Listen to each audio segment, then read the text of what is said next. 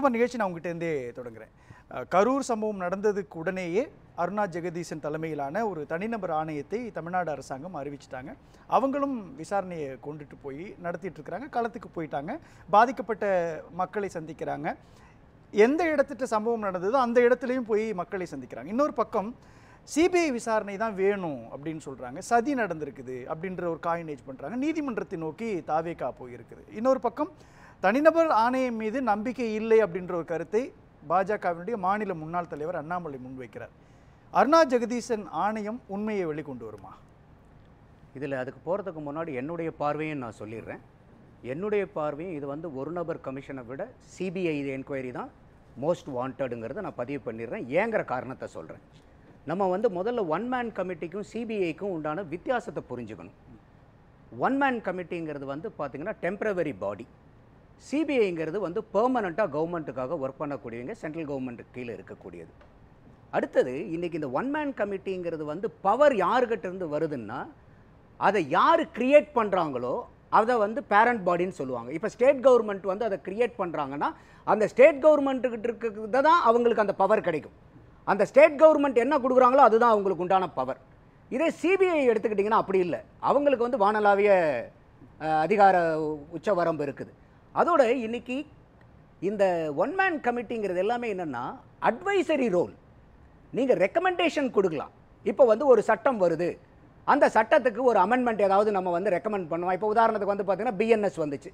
அந்த பிஎன்எஸ்ல பார்த்தீங்கன்னா ஏதாவது ரெக்கமெண்டேஷன் வேணுமா பண்ணலாமா அப்படிங்கிற ஒரு ரிவ்யூ கமிட்டி அதில் ஃபார்ம் பண்ணி அதில் லீகல் எக்ஸ்பர்ட்டை வச்சு நீங்கள் ஒரு அட்வைசரி எடுக்கலாம்.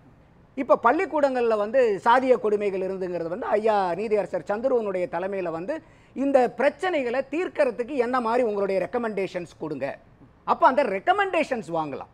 அப்போ இது ரெக்கமெண்டேஷன்ஸை மீறி வேற எதுவுமே அந்த இடத்துல ரெண்டு விஷயம் இல்லையா? ஒன்று, தமிழ்நாட்டினுடைய காவல்துறை விசாரணை நடத்திட்டு இருக்கிறாங்க. ஒருவேளை தமிழக காவல்துறையினுடைய விசாரணை சரியில்லை அப்படின்ற ஒரு பேச்சு வரக்கூடாது அப்படின்றதுக்காக கூட தனிநபர் ஆணையத்தை முறைப்படி நடத்தியிருக்கலாம் இல்லையா? நீங்க சொல்ற மாதிரி 2 வழக்குகள், ஒன்று தூத்துக்குடி துப்பாக்கிச்சூடு சம்பவம் தொடர்பான அருணா ஜெகதீசனுடைய ஆணையம் பரிந்துரைத்த விஷயங்கள், ரெண்டாவது நீங்க சொல்ற மாதிரி ஓய்வு பெற்ற நீதியரசர் சந்துருவினுடைய ஆணையம். ரெண்டுலையும் எந்த இடத்துட்ட எந்த புள்ளியில தமிழ்நாடு அரசாங்கத்தினுடைய ஆதரவு நிலைப்பாட்டோடு ஆணையம் இருந்துச்சு? இப்போ உதாரணத்துக்கு இப்போ போலீஸ் ஒன் மேன் கமிட்டின்னு எடுத்துக்கிட்டிங்கன்னா கூட இவங்க 2 பேர்த்துக்குமே பவரில் டிஃபரன்ஸ் இருக்குது. இப்போ ஒன் மேன் கமிட்டிங்கிறது it's only an enquiry body. இப்போ இன்றைக்கி போலீஸோ சிபிஐயோ ஒரு குற்றவாளின்னு எடுத்தாங்கன்னா அவங்கள கஸ்டடியில் எடுத்து விசாரிக்க முடியும். இன்றைக்கி ஒன் மேன் கமிட்டிங்கிறவங்க யாரையுமே கஸ்டடியில் எடுக்க முடியாது. சார் எடுக்கிறாங்க. நான் கேட்குறது ஒரே ஒரு கேள்வி தான். அவங்க இப்பதான் விசாரணையை தொடங்கி இருக்கிறாங்க. ஆனால் அந்த விசாரணை மேல நீங்க நம்பிக்கை இல்லாம சிபிஐ விசாரணை வேணும்னு சொல்றது அதுதான் நான் ஸ்டெப் பை ஸ்டெப் அதுதான் எனக்கு வேணும். இப்ப என்ன இடத்துல தவறு நிகழ்ந்திருக்கு? இப்ப உதாரணத்துக்கு நீங்க இப்ப இதே முன்னாள் நீதியரசர் அருணா ஜெகதீசன் மேல இந்த 1% கமிட்டி ஃபார்ம் பண்ணியிருக்காங்க. இதே தான் பாத்தீங்கன்னா தூத்துக்குடி துப்பாக்கி சூட்லயும் இவங்க தலைமையில தான் இருந்துச்சு. 27 காவல்துறை அதிகாரிகள் மேல அவங்க குற்றம் சாட்டி இருந்தாங்க. அதை துறை ரீதியாகவும் சட்ட ரீதியாகவும் நடவடிக்கை எடுக்கணும்னு அதில் பரிந்துரை. ஆனால் அதில் இருக்கக்கூடிய ஒரு காவல்துறை அதிகாரிக்கு அவங்க இன்னைக்கு ப்ரொமோஷன் கொடுத்து உட்கார வச்சிருக்காங்க. அப்போ இது ரெக்கமெண்டேஷன். இப்போ இன்னைக்கு இதே ஒரு சிபிஐயில் இன்னைக்கு மாதிரி ஒரு கிரிமினல் குற்றச்சாட்டுக்கு ஆளாக்கப்பட்டு அவங்க மேலே குற்ற வழக்கு பதிவு செய்யப்பட்டிருந்தா இவங்க எடுக்க முடியுமா? அப்போ இந்த மாதிரி நீங்கள் வரும்போது இது ரெக்கமெண்டேஷன் தான், ஒரு அட்வைசரி ரோல் தான். ஏங்க நீங்கள் இப்படி பண்ணலாம், இது பண்ணலாம், அவ்வளோதான். அப்போ இந்த 1% போது இன்னைக்கு அந்த இடத்துல எவ்வளவோ பிரச்சனைகள் நடந்திருக்குது.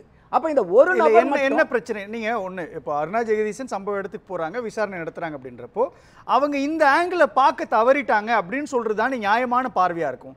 அவங்க விசாரணை நடத்திக்கிட்டு இருக்கும் பொழுது அவங்களால அதிகாரம் கிடையாது, அவங்களால பரிந்துரைக்க தான் முடியுன்ற வாதத்தெல்லாம் நாம ஏன் முன் வைக்கிறோம்? இல்லை, இதில் எப்பயுமே இந்த 1% கமிட்டியில் இருக்கக்கூடிய ஒரு ரெஸ்ட்ரிக்ஷன் என்னன்னு கேட்டிங்கன்னா, அந்த ஒரு நபர் மட்டும்தான் அங்கே இருப்பாங்க. அவங்களுக்கு மீதி அசிஸ்ட் பண்ணுறது அட்மினிஸ்ட்ரேட்டிவ் அசிஸ்டன்ஸ் தான் இருப்பாங்க, மேற அந்த அசிஸ்டன்ஸ் இருக்காது.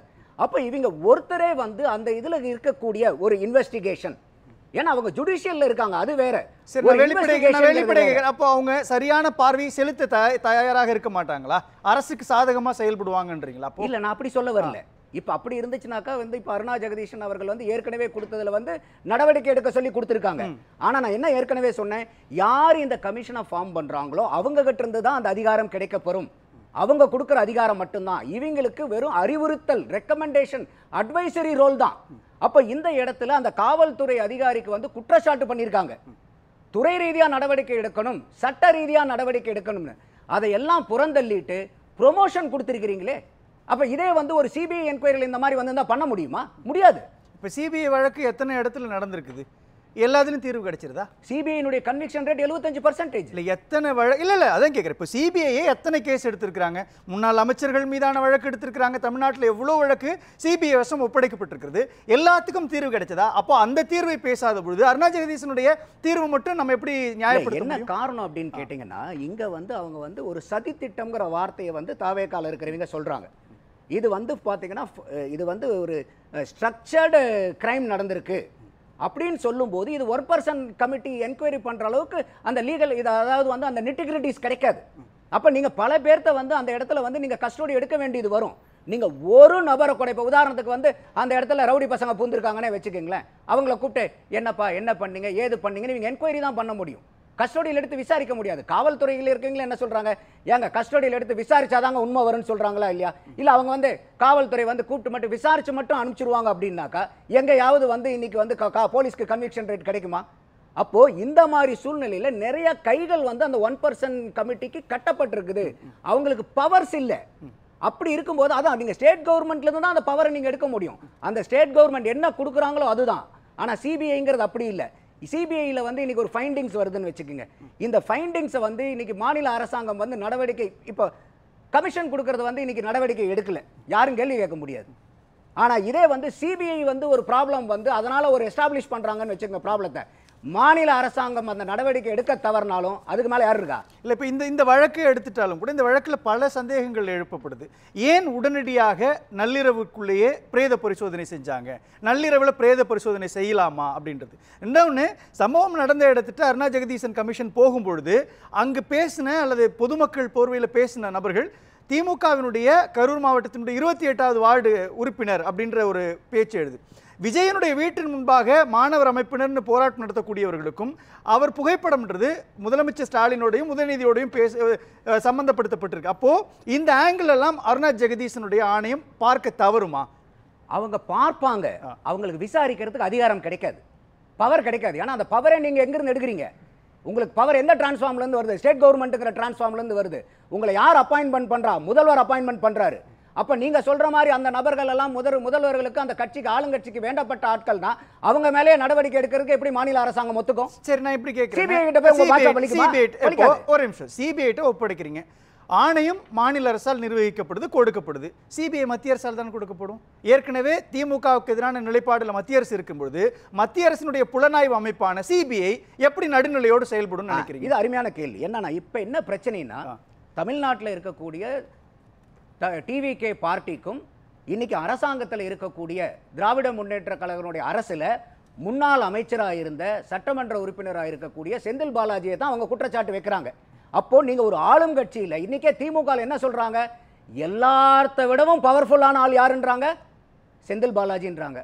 ஐயாவே என்ன சொன்னாரு, நம்மளுடைய முதல்வர் ஐயா அவர் வந்து ஜாமீன்ல வெளியே வரும்போது தியாகி செந்தில் பாலாஜின்றாங்க. நான் வந்து எமர்ஜென்சியில போய் கஷ்டப்பட்டதை விட தியாகி உன் தியாகம் பெரியதுன்னாங்க. அப்பேற்பட்ட தியாகி மேல நடவடிக்கை எடுக்கிறதுக்கு, கடுமையான நடவடிக்கை எடுக்கிறதுக்கு முதல்வர் ஐயா ஒத்துப்பாரா? Political influence இருக்குதுன்றீங்க. கட்டாயமா இருக்கும்ல.